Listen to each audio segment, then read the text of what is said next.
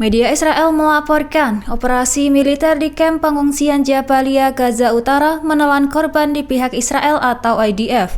Jabalia kini menjadi kota hantu usai dihancurkan oleh tentara Israel dan sekutunya. Pasalnya, Jabalia merupakan salah satu yang terpadat di dunia namun rusak parah akibat serangan sejak awal perang. Mengutip Tribun News pada 24 Desember 2024, media Israel mengklaim bahwa 70% bangunan di kamp pengungsian Jabalia telah hancur selama operasi perang. Diketahui tentara Israel telah menyerbu kamp tersebut 3 kali, termasuk serangan terakhir pada bulan Oktober lalu.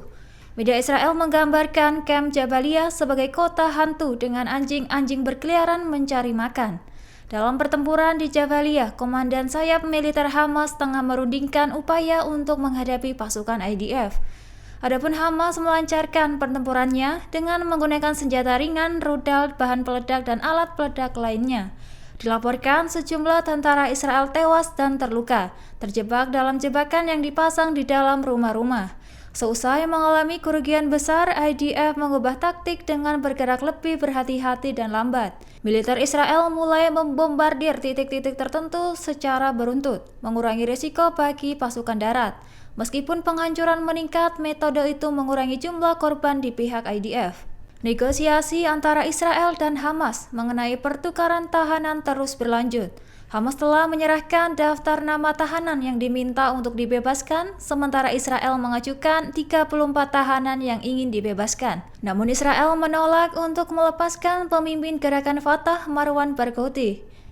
Mengutip Tribun News pada 24 Desember 2024, dalam laporan Ynet News dilaporkan bahwa Perdana Menteri Israel Benjamin Netanyahu mengklaim tak akan mengakhiri perang.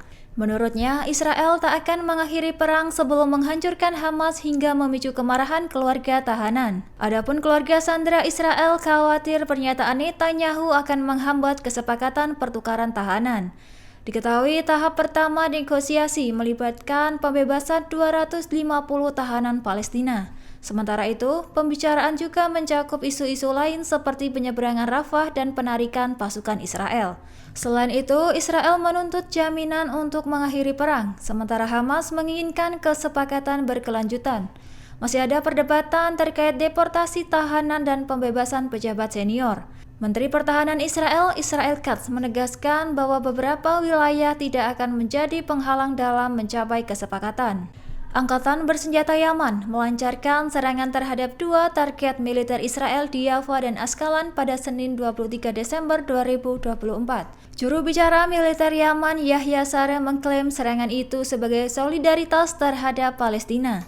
Adapun serangan juga sebagai respon terhadap pembantaian warga Gaza dan agresi Israel di Yaman. Mengutip Al-Mayadin, dilaporkan pesawat nirawak Yaman menargetkan lokasi militer di Askalan dan Yafa berhasil mengenai sasaran. Dikabarkan Yaman berkomitmen untuk melanjutkan serangan tersebut hingga agresi Israel berhenti dan blokade Gaza dicabut. Angkatan bersenjata Yaman juga mencatat kemenangan besar dengan menembak jatuh pesawat F-18 dan menghantam kapal perang musuh. Diketahui serangan tersebut menggunakan 8 rudal jelajah dan 17 pesawat tak berawak. Sementara Yaman menegaskan operasi itu sebagai balasan terhadap serangan Amerika Serikat dan juga Inggris. Selain itu, Yaman menyatakan dukungan penuh kepada perjuangan Palestina dan negara-negara Arab seperti Islam. Brigadir Al-Quds sayap militer Jihad Islam memperingatkan Israel bahwa waktu hampir habis untuk mencapai kesepakatan tawanan dan gencatan senjata. Dalam sebuah video yang dirilis, Al-Quds menekankan bahwa penundaan lebih lanjut akan berdampak buruk bagi kehidupan tawanan Israel.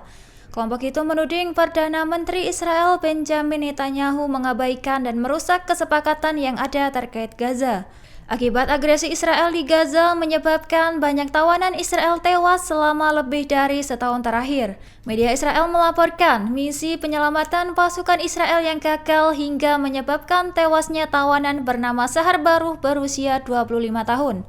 Mengutip Al-Mayadin, pada 24 Desember 2024 diketahui operasi penyelamatan itu berakhir dengan kegagalan dan beberapa tentara Israel terluka.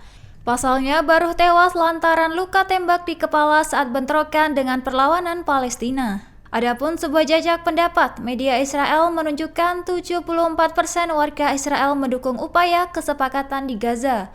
Hal itu untuk mencapai kesepakatan gencatan dan pembebasan tawanan Israel dengan Gaza, meskipun dengan risiko perang. Selain itu, Brigadir Al-Quds menegaskan bahwa waktu untuk mencapai kesepakatan semakin sempit. Brigadir Al-Qassam, sayap militer Hamas, mengklaim berhasil membebaskan warga Palestina yang diculik oleh pasukan Israel. Hal itu terjadi dalam operasi militer di Bet Lahia, utara jalur Gaza pada Senin 23 Desember 2024. Para pejuang Al-Qassam menyerang dan membunuh 3 tentara Zionis yang tengah menjalankan misi untuk mengamankan sebuah bangunan. Kelompok itu juga berhasil membebaskan beberapa warga sipil yang ditahan di dalam rumah oleh pasukan Israel. Dalam operasi tersebut, senjata milik Israel berhasil disita. Media Israel melaporkan 2 tentara tewas akibat ledakan di Jabalia, Gaza Utara. Sementara itu, Brigadir Al-Nasser Salah Al-Din melancarkan serangan gabungan dengan Brigadir Martir Omar Al-Qassam. Adapun serangan gabungan itu menargetkan lokasi komando Israel di Poros Netzarim dengan menggunakan mortir berat. Selain itu, Brigadir Al-Quds, sayap militer Gerakan Jihad Islam, juga melaporkan penangkapan pesawat tabrak Israel di Gaza Tengah. Download Tribun X sekarang, menghadirkan lokal menjadi Indonesia.